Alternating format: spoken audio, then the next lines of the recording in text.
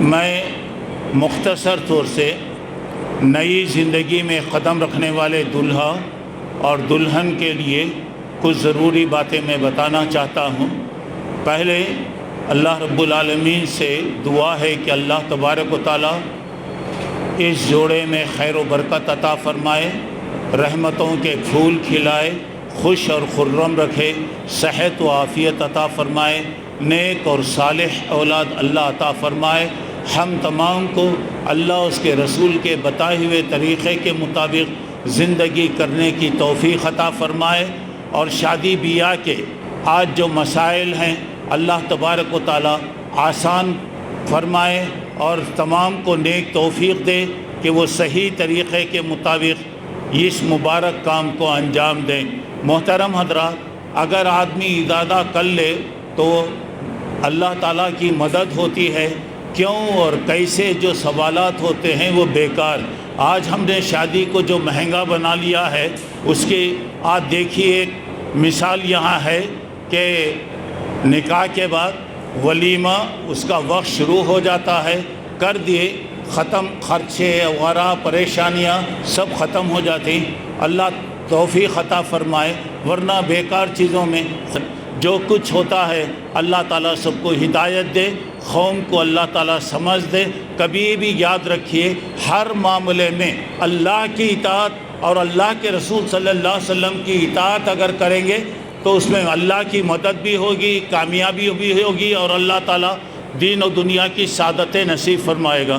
اب نئی زندگی میں قدم رکھنے والے اور دلہا اور دلہن کو جو باتیں بتائی جا رہی ہیں، جو آیتیں قرآن کی پڑھی جاتی ہیں، اگر یہ ان آیتوں پر اور ہم تمام اگر عمل کر لیں تو انشاءاللہ ہماری ہر قسم کی پریشانی، مشکل، آفت ساری چیزیں دور ہو جائیں گی۔ اللہ تعالیٰ نے اس کے اندر وہ ساری باتیں بتایا جو انسان کو دنیا اور آخرت میں کامیابی عطا کرتی ہیں۔ دلہا کے لیے جو بات یہاں پر ایک بات بتانا یہ ہے کہ ان آیتوں میں بار بار کہا جاتا ہے تم اللہ سے ڈرو، اللہ سے ڈرو، اللہ سے ڈرو۔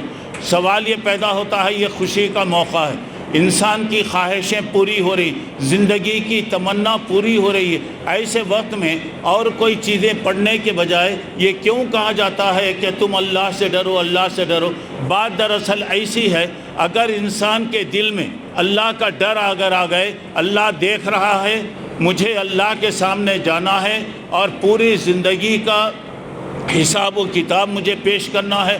اگر آدمی اللہ سے ڈر کر زندگی کرا، اپنی آنکھوں سے کوئی غلط چیز نہیں دیکھے گا، اپنی ناک سے کوئی غلط چیز نہیں سنے گا، اپنی زبان سے کوئی گناہ کی بات نہیں کرے گا، اپنے کانوں سے گانے بجانے، ناچنے اور اللہ کو ناراض کرنے والی کوئی بات نہیں سنے گا، اپنے ہاتھوں سے حرام کام نہیں کرے گا، ناجائز دھندے نہیں کرے گا، غلط کاروبار نہیں کرے گا، حرام طریقے سے نہیں کمائے گا، کسی کی حق تلفی نہیں کرے گا، اپنے پیروں سے ایسی جگہ چل کر نہیں جائے گا جہاں جانے سے اللہ ناراض ہوتا ہے۔ اور اللہ کا وعدہ ہے کہ جو اللہ سے ڈر کر زندگی کرے، اللہ اس کو دنیا اور آخرت میں کامیابی عطا فرمائے گا، اس کے گناہوں کو ختم کر دے گا، اور غیب سے اللہ اس کے لیے روزی اور روٹی کا انتظام کرے گا۔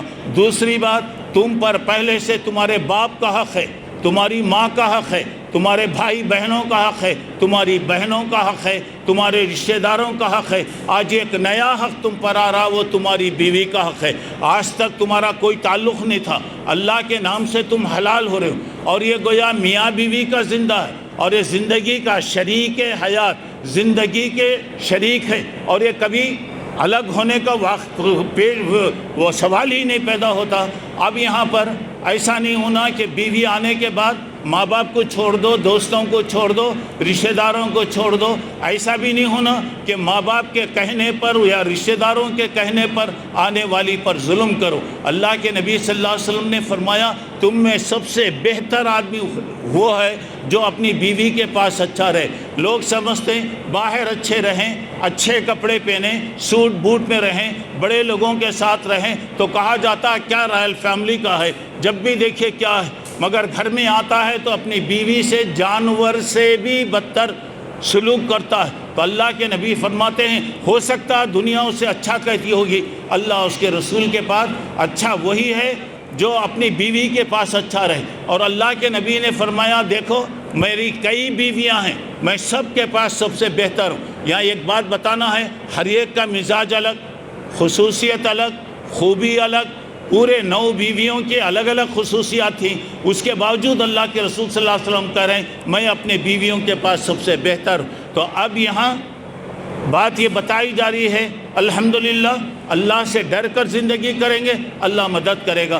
نئی عورت کو کہا گیا 5 وقت کی نماز پڑھے، رمضان کے روزے رکھے، شوہر کی فرمانبرداری کرے، اپنے مال اور عزت کی حفاظت۔ 4 باتیں، 5 وقت کی نماز پڑھے، رمضان کے روزے رکھے، شوہر کی فرمانبرداری کرے، اپنے مال و عزت کی حفاظت کرے، جنت کے جس دروازے سے جانا ہے اللہ اس کے لیے پورے دروازے کھول دے گا۔ آخری بات میں یہ بتا رہا ہوں، اللہ سے ڈر کر زندگی کرو۔ اور یہاں بتایا گیا کہ وَلَا تَمُوتُنَّ إِلَّا وَأَنْتُمْ مُسْلِمُونَ، موت آئے تو اسلام کی حالت میں آئے۔ تو یہاں پہ بتانا یہ ہے، اگر زندگی ہم اللہ اس کے رسول کے بتائے ہوئے طریقے کے مطابق کریں گے، انشاءاللہ دنیا بھی اچھی ہوگی، آخرت بھی اچھی ہوگی۔ اور یہ رشتے، یہاں بتایا رشتوں کو ملاؤ، رشتوں کو بڑھاؤ، اور یہ شادی کا فائدہ، نکاح کیا ہے؟ نگاہوں کی حفاظت کرتا ہے، رشتہ داروں کی حفاظت، رشتہ داروں کو جوڑتا ہے، تعلقات کو بڑھاتا ہے، باحیا زندگی گزارتا ہے، اور یہ بہت سے چیزیں نکاح کے ہیں۔ تو یہاں بتایا آج کل ایسی دنیا مصروف ہو گئی، ماں باپ کہاں ہیں کوئی جانتا بھی نہیں، رشتہ دار کہاں ہیں کوئی جانتا بھی نہیں۔ آج اللہ کا فضل ہے، اتنی سہولتیں ہیں، فون ہیں، 1 منٹ میں آپ بات کر لے سکتے، خیریت پوچھ لے سکتے، لیکن زمانے گزر جاتے، ملاقاتیں نہیں ہوتی۔ اب دوستیاں کہاں ہوں گی دوستوں؟ کیسے دوستی بڑھیں گی؟ اور بتایا کہ سل من قطع کا، جو آپ سے کٹتا ہے آپ اس سے جڑنے کی کوشش کیجئے۔ آخری بات یہ ہے، شادی کے بعد ممکن ہے، ہو سکتا ہے، ضروری نہیں ہے تمہارے لیے کوئی پرابلم آئے، کوئی آزمائش آئے، کوئی مصیبت آئے، کوئی بھی چیز آ رہی، ہماری ایک نصیحت ہے قولوا قولا سدیدا، زبان کی حفاظت کرو، اللہ تمہارے یصلح لکم اعمالکم، اللہ تمہاری زندگی کے پورے پرابلم سال کرے گا، پورے مسائل کو اللہ حل کرے گا، پورے پریشانیوں کو اللہ تعالیٰ دور کرے گا۔ یہ ایک زمانہ تھا میرے بھائی، ہماری زبانوں پر اتنا بھروسہ تھا، کہہ دیے تو بھائی بول دیے، غلط نہیں بولتے۔ آج ہمارا حال ہے کہ ہمارے گھر والے خود ہماری زبان پر بھروسہ نہیں کرتے۔ میں آپ سے کہہ رہا ہوں، اللہ تعالیٰ پیدا کیا، جانوروں کو اللہ تعالیٰ کھلا رہا، کیا ہم کو نہیں کھلائے گا؟ کیا ضرورت پڑی غلط کام کرنا، تعلقات توڑ لینا، رشتہ داروں کو توڑ لینا، رشتہ داروں کو ختم کر لینا، حقوق کی حق تلفی کرنا، حرام دھندے کرنا، 420 سے کمانا، یہ سب کیا ضرورت ہے؟ اللہ اس کے رسول کی اطاعت کریں گے، دنیا اور آخرت میں کامیاب ہوں گے۔ نئی زندگی میں قدم رکھنے والے دلہا دلہن اور پوری جماعت کو میں 2 باتیں بتا رہا ہوں، 2 باتیں۔ پہلی بات، نماز کی پابندی کیجیے۔ نماز سے راحت ہے، رحمت ہے، نور ہے، برکت ہے، ترقی ہے، دنیا اور آخرت کی کامیابی ہے۔ اسلام اور کفر میں فرق کرنے والی چیز نماز۔ اب ہر ہوتا ہم چھوٹے چھوٹے کاموں پہ نماز چھوٹ جاتی، نماز قضا ہو جاتی، نماز کا خیال نہیں کیا جاتا۔ نماز کی پابندی کیجیے، اللہ برکت دے گا۔ دوسری بات، دعاؤں کا اہتمام کیجیے، دعاؤں کا اہتمام۔ کہیں بھی جا رہے ہیں، کوئی بھی کام کرنا، کدھر بھی جا رہے ہیں، گھر سے جا رہے ہیں، نکلتے وقت دعا کیجیے، اللہ میں کام کو جا رہا ہوں، آفس کو جا رہا ہوں، فلاں کام کے لیے جا رہا ہوں، اللہ تو میرے کام میں خیر و برکت عطا فرما۔ اگر موقع مل گیا، وضو کر کے 2 رکعت نماز پڑھیے، 2 رکعت نفل پڑھ کے دعا کر کے نکلیے، دیکھیے اللہ کی طرف سے کیسی مدد آئے گی۔ اور آج کے حالات میں سب سے اہم چیز دعاؤں کا اہتمام، دعاؤں کا اہتمام کیجیے۔ دعاؤں سے اللہ تقدیر بدل دیتا، قسمت بدل دیتا، ساری چیزیں۔ اور جب ہم دعا کر رہے ہیں تو یہ یقین سے کر رہے ہیں میں ایک ایسی ذات سے دعا کر رہا ہوں جو بالکل بے نیاز ہے اور دینے والا ہے۔ یہ یقین اگر آ گیا تو دنیا کی کوئی طاقت انشاءاللہ کوئی نقصان نہیں پہنچا سکتی۔ نئی زندگی میں قدم رکھنے والے دلہا اور دلہن کو میں مبارکبادی دیتے ہوئے میں دعا کرتا ہوں کہ اللہ تعالیٰ خیر و برکت عطا فرمائے، دین و دنیا کی سعادتیں نصیب فرمائے، اور اللہ تعالیٰ ہر قسم کی اچانک آنے والی آزمائش، فتنہ، پریشانی، بیماری اور حادثات وغیرہ سے اللہ تعالیٰ محفوظ کرے، اور اس رشتے کو دونوں خاندانوں کے لیے باعث خیر و برکت اللہ تبارک تعالیٰ بنائے۔ ہم تمام کو ہر کام میں آگے بڑھنے، اچھے کام میں آگے بڑھنے کی توفیق عطا فرمائے، اور جہاں تک ہو سکتا ہے غلط چیزوں کو، رسومات کو، بیکار قسم کی چیزوں کو اللہ کے لیے ختم کیجئے، اور اس کے بعد آسانیاں پیدا کرنے کی کوشش کیجئے۔ اللہ کے نبی نے فرمایا صلی اللہ علیہ وسلم، تم نکاح کو اتنا آسان کرو کہ بدکاری مشکل ہو جائے۔ معاف کرنا، آج بدکاریاں اتنا آسان ہو گئیں کہ نکاح مشکل بن گیا۔ اللہ ہم تمام کو نیک توفیق عطا فرمائے، اللہ تعالی ہم تمام کو ہر اچھے کام میں آگے بڑھنے کی توفیق عطا فرمائے، ہر نقصان پہنچانے والی چیز سے اللہ ہماری حفاظت فرمائے، آمین۔ وآخر دعوانا ان الحمد للہ رب العالمین۔ السلام علیکم ورحمۃ اللہ وبرکاتہ۔ زندگی عطا فرمائے، یہ بہت ہی خوشی کا عالم ہے، جیسے میں نے کہا، لیکن خوشی وہی ہے جو شریعت کے مطابق